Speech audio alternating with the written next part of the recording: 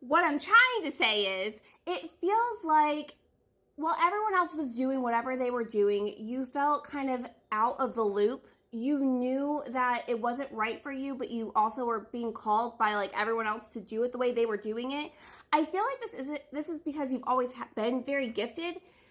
You just didn't know how to use that. So where we were getting kind of like, that's why you probably have been diagnosed with like depression or ADHD or something like that. Like it's like you have this and you're also very spiritually gifted. It feels like you thought you were asleep through life, but that's actually because you were more awake than everyone else. But if it's only you, that can make you feel freaking crazy and do a whole bunch of gibberish that I was trying to get out there. You know, like it was never meant for you. And it's hard for you to know that truly in your soul when you don't understand why it doesn't feel right, when everyone else is saying this is what you want, this is what you should do, this is how you create the life, why aren't you doing it? Look at us, we're all doing it. Yeah, and then everyone ended up divorced in 5 years, and everyone went to college for like 7 years because they couldn't figure out a major. Like it feels like that. Like I feel like you pulled yourself out of it, even though everyone was looking at you like, what the hell are you doing? We're giving you the blueprint here. And you're like, I'm not answering to that blueprint. It doesn't feel like the blueprint that I'm supposed to live by. And now that you've kind of tapped more into your spiritual gifts, you're understanding you weren't asleep, you were awake. They're asleep.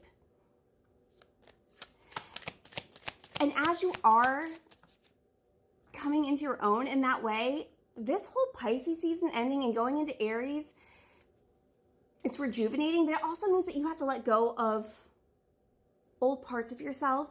And that comes with old places, people, things. You're detaching from what isn't meant for you. You know that you have to excel in this next chapter, and you can't bring everything with you when you go. 1818, willpower to let go. This is why it's a very frustrating time for you, a very foggy time for you, a little bit of a sad time for you. But this is what needs to happen. 1818. Wow, significant events are on the cards for you. You will progress in your endeavors and gain new experiences. The right people and resources will be put on your path. An excellent proposal or change is coming up. You're destined for greatness. You weren't meant to do what everyone else was doing. That's what I was trying to convey in part 1 and then that thing I just posted in between. It's like everyone telling you that you're wrong and you not feeling like you're wrong, but you also want to be accepted in your community, whatever that is, friends, family, whatever, places that you live. So you kind of hold back. And this is like, it wasn't feeding anything for you.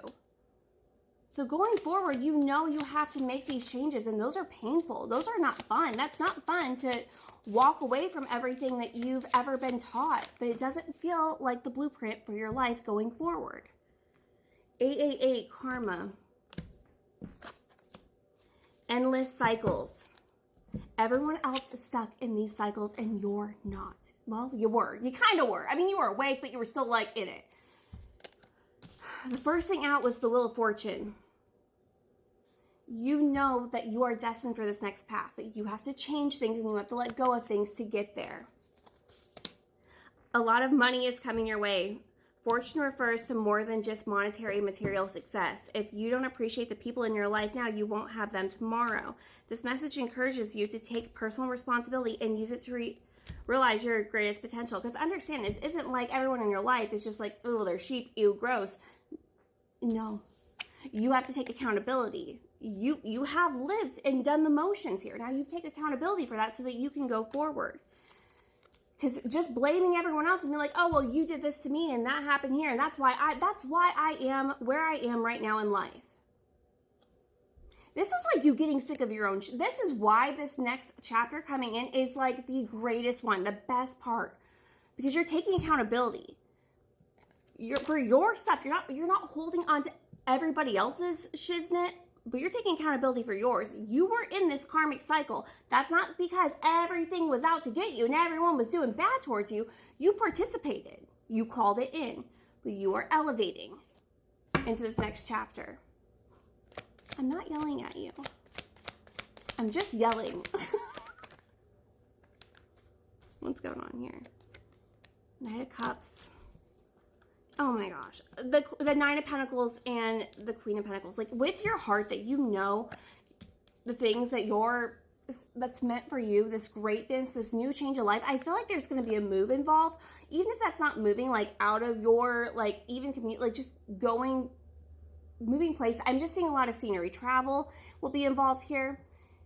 You're calling it everything because you got sick of your own shit.